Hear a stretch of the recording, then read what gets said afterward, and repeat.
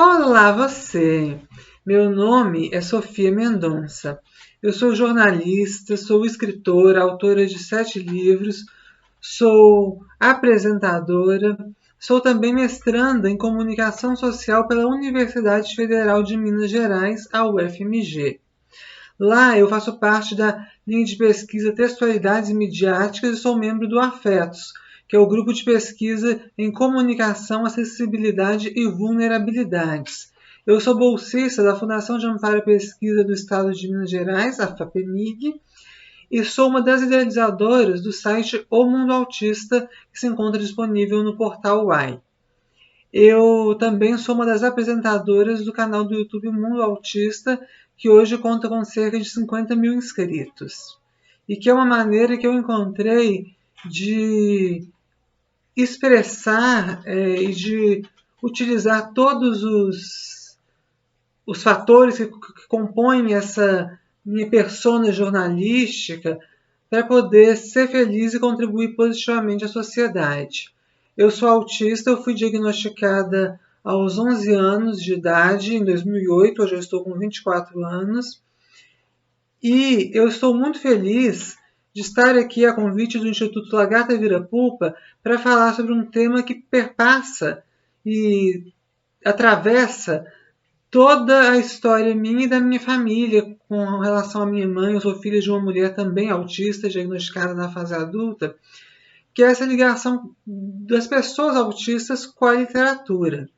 Uma coisa que eu admiro muito e que me deixa muito feliz com relação à atuação do Instituto Lagarta Vira-Pulpa é a percepção de que as pessoas autistas têm as suas peculiaridades, têm as suas individualidades, que, portanto, elas não podem ser rotuladas como ou só pode ser aquele gênio de exatas, ou um outro estereótipo muito comum de aquela pessoa que não se comunica de forma alguma e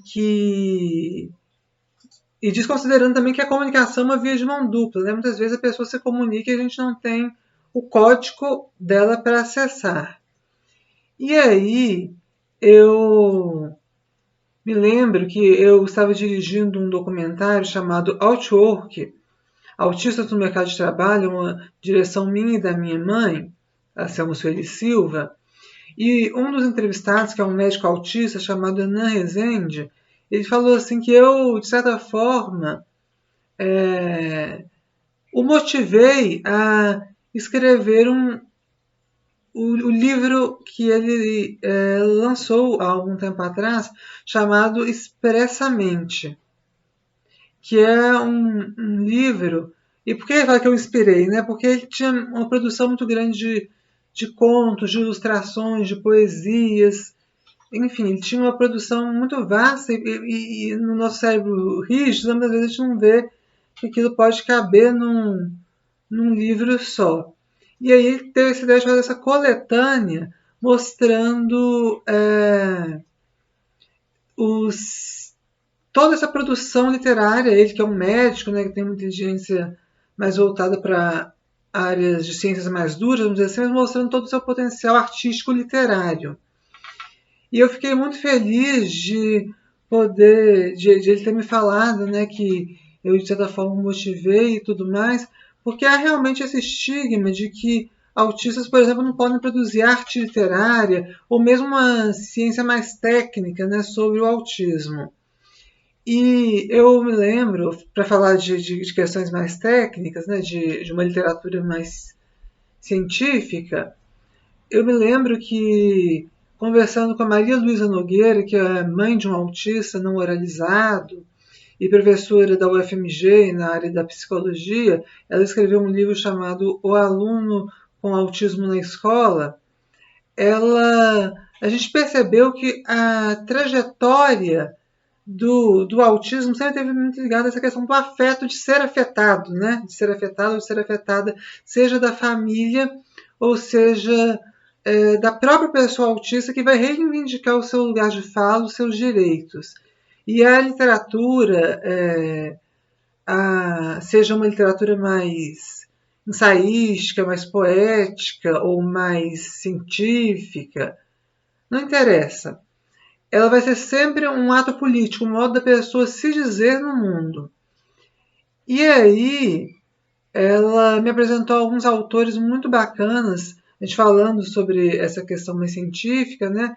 Como a Michelle Dawson, que questiona muito a questão de como os testes de inteligência são aplicados nas pessoas autistas. Ela também falou sobre o Damian Milton, que é um sociólogo, que nas obras dele, ele problematiza essa questão da dupla empatia, né? Que se cobra muito a empatia da pessoa autista, mas esquece de que a comunicação é uma via de mão dupla, né? Eu, como mestrando em comunicação social, sei bem disso. Então,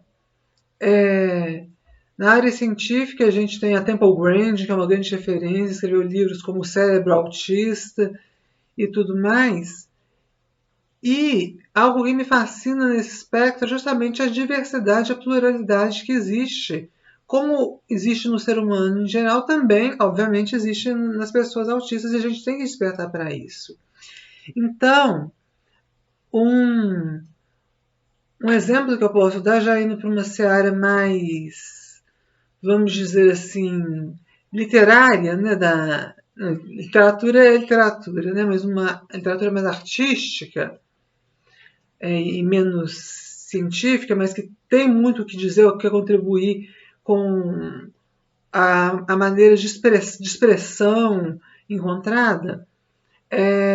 São dois autores de países diferentes, uma francesa e um brasileiro aqui do Sul, a Julie Dastes e o Rodrigo Tramonte, que escreveram livros em histórias em quadrinhos, narrando vivências de como ser autista através de um conceito meio mais abstrato, vamos dizer assim, mas que revela muito sentimentos, revelam muitas questões que rondam a vida das pessoas autistas. E eu acho interessante a maneira como esse talento para a literatura, embora sejam dois escritores de histórias em quadrinhos, ele se manifesta de maneira diferente. E a diferença invisível da Julie Dashes, ela faz uma crítica a diversos pontos, ela nos convida a uma reflexão mais séria e ao mesmo tempo nos envolve em uma história que nos faz pensar sobre o autismo no feminino. E já no Humor Azul, o Rodrigo Tramonte usa o que ele tem de fantástico nessa questão do humor, da comédia, de brincar, e de um jeito até mais leve, mais voltado para um público mais jovem. E a Diferença Invisível, em particular, os dois livros, na verdade, me tocaram bastante, eu me identifiquei bastante com esses livros, que mostra também que para você ser autista, você não precisa. Eu já ouvi isso até de um profissional uma vez, falando assim: você escreve ficção para autistas, mas a gente, é claro, autista consome conteúdo como todas as pessoas. E a ficção, de uma maneira diferente, às vezes até mais potente, por causa das liberdades que se tem, de chegar na mensagem que se quer transmitir. Então, esses dois livros me tocaram muito em particular. E aí, além disso, eu também sou escritora, né? E a minha família, eu e a minha mãe somos escritores. Eu vou falar um pouco dessa trajetória. E essa trajetória na literatura, na nossa família, ela se iniciou com o livro Outro Olhar, que eu lancei em 2015. Eu estava com 18 anos. Nesse Outro Olhar, são crônicas, são ensaios, melhor dizendo, porque crônica ela é menos argumentativa do que o ensaio. Mas esse livro, ele mostra como as situações que são banais para as outras pessoas, esse outro olhar, para mim são mais complexas muitas vezes, e às vezes situações que são complexas para as pessoas, para mim são banais ou às vezes até mais complexas ainda. Então é um livro que eu recorro muito à filosofia budista, que tem sido uma âncora para mim, e que eu vou falando sobre essas minhas percepções de um mundo que é tão diferente, que se dá em outro código, né? E aí, depois, o Outro Olhar foi uma situação engraçada, porque a primeira edição se esgotou em 2 dias. E eu escrevi, eu sempre escrevi muito e tudo, mas eu não tinha confiança de publicar. Até que um dia minha mãe estava muito ocupada, falando assim, vai escrever um livro. Rapidamente eu reuni esses textos e fiz o Outro Olhar. E aí eu percebi que eu queria me expressar de alguma forma, porque naquela época eu não tinha uma linguagem verbal tão articulada. E naquela época foi o modo que eu encontrei de expressar os meus sentimentos, as minhas emoções, as minhas sensações. E aí, eu fiquei impressionada com o lançamento, foi um dia chuvoso e tudo, depois o livro esgotou rapidamente, em como esse livro ele ajudava autistas, familiares, profissionais da área de saúde, da educação também, a compreenderem melhor esse universo que, por ser desconhecido, às vezes a gente ainda tem medo, né? E aí, e ainda mais naquela época, né, 2015. Em 2016, eu resgatei um livro que eu havia escrito aos 14 anos, Danielle Asperger, que é a história de uma adolescente autista que sonha em se encontrar com a atriz favorita dela. Eu escrevi esse livro aos 14 anos, mas embora seja uma história fictícia e inspirada em autores como Sophie Kinsella, Maggie Cabot, e com todo um enredo que traz uma leveza para situações que são muito densas, eu tinha um sentimento da adolescência forte e muito real. E eu joguei esse livro fora, pensando, não vou conseguir lidar com ele agora. Ainda bem que existem as mães, né, gente? E aí a minha mãe me salvou, ela guardou o livro sem me contar, e quando o Outro Olhar estourou, eu tive esse desejo de lançar o Danielle Asperger, e aí veio o lançamento em 2016. Em seguida, a gente teve o diagnóstico da minha mãe também. E aí, e foi um período muito difícil nas nossas vidas. Ela escreveu esse Minha Vida de Trás para Frente, que é como uma catarse, mas eu, como escritora e como filha coruja, tenho que dizer que é uma catarse muito bem amarrada e muito bem recortada de toda a experiência dela desde a infância, que ela tinha diários, tem diários, né, que ela guarda e que ela usou para escrever esse livro, até as estratégias que ela usou na fase adulta. E aí, esse livro, para mim, é um livro muito marcante que mostra o autismo em diferentes fases da vida, em diferentes momentos, em diferentes estratégias, uma manifestação mais sutil do autismo do que a gente às vezes está acostumada, mas ainda assim real e significante e expressiva. É um livro que eu gosto muito. E ela escreveu porque eu falei assim, mamãe, eu não vou lançar um livro novo enquanto você não lançar esse seu, porque foi um momento que realmente mexeu muito com a gente. Ela ficou assim, eu não sou quem eu não era quem eu sou. O diagnóstico abalou muito ela e deu uma desestruturada num primeiro momento nas nossas vidas. Mas foi a melhor coisa que podia ter acontecido. Porque a nossa relação, que já era boa, inclusive se aprimorou e minha mãe pôde ter acesso ao autoconhecimento e a ter muito mais qualidade de vida. E aí, pronto, nós duas já éramos escritoras, né? E aí, nós lançamos, na verdade, né? O 10 anos depois, que é o livro que eu falei que inspirou o Enan, o médico, o escritor que eu citei mais cedo, porque ele é justamente uma coletânea, são contos, crônicas, poemas, artigos e desenhos. E nesse livro eu quis mostrar porque minha mãe já tinha uma carreira consolidada, mas eu quis mostrar que eu não era só o autismo, que eu era autista, mas eu não era o autismo.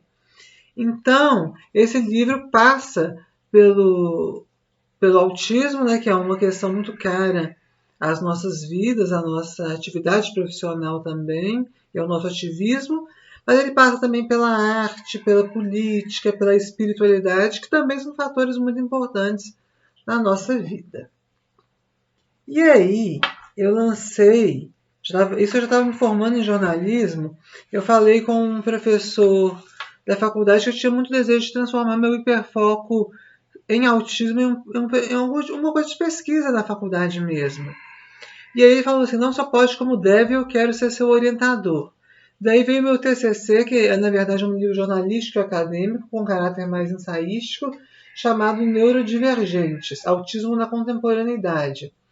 Nesse livro, eu fiz questão de entrevistar profissionais, autistas, familiares, que tivessem uma visão não só das evidências científicas sobre o autismo nesse momento, mas também sobre qual vai ser o futuro do autismo e da neurodiversidade.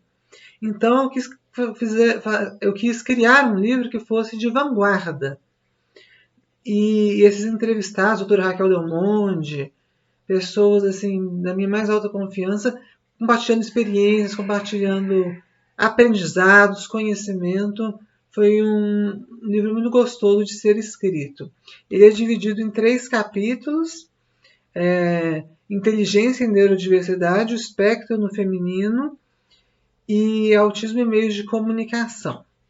Depois desse livro, só que esse livro, gente, ele esgotou tanto, mas tanto meu hiperfoco em autismo, e nesse processo minha mãe estava escrevendo o Camaleônicos, A Vida de Autistas Adultos, que foi um livro que também me dá muito orgulho, uma produção dela que também me dá muito orgulho, porque o Camaleônicos ele fala sobre uma grande reportagem com vários autistas adultos e homens, mulheres, pessoas de fora do Brasil, de Portugal, daqui mesmo, de vários estados, em várias situações diferentes, mas que mostram a riqueza do ser humano.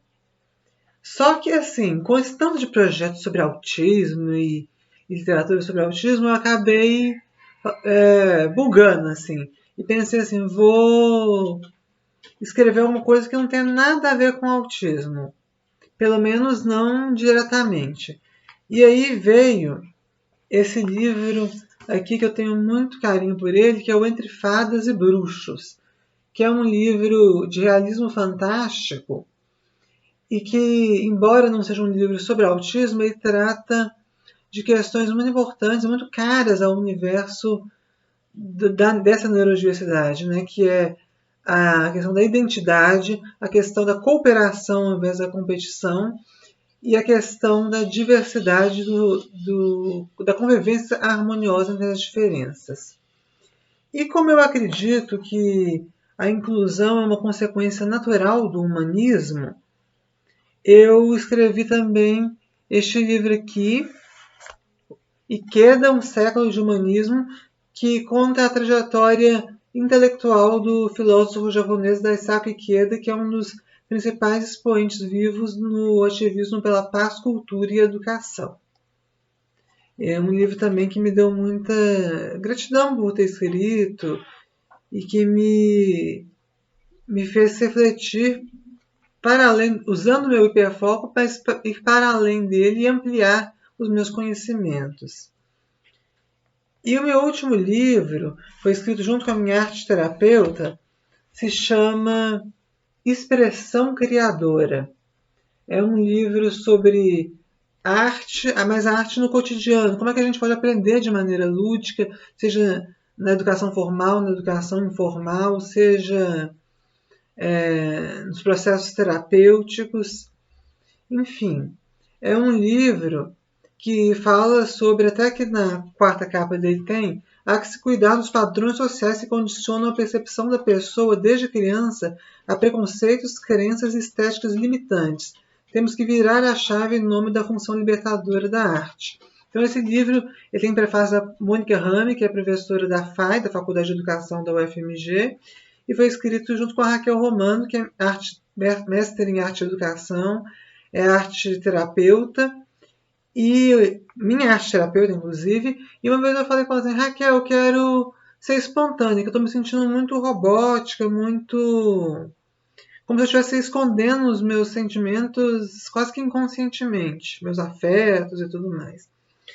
Aí a gente ficou assim, nossa, mas como é que treina ou se ensina espontaneidade? Isso é uma coisa que vem naturalmente. E o resultado disso está ali concreto nesse livro, que também eu tenho muito carinho, como eu tenho por todos que eu escrevi. Aqui no Instituto da Gata Vira-Pupa, a gente também tem os livros da Andrea Werner, que é a idealizadora do Instituto, e que são muito importantes, primeiro porque são livros realmente muito bons. Eu, como escritora e como jornalista, posso falar isso tranquilamente.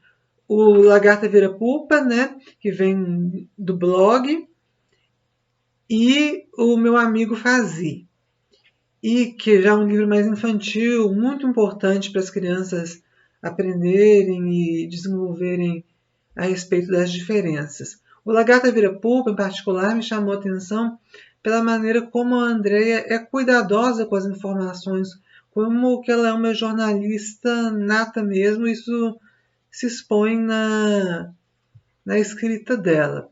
E esses livros da Andrea, a venda deles é revertida para o Instituto Lagarta Vira-Pupa. Então, é muito importante.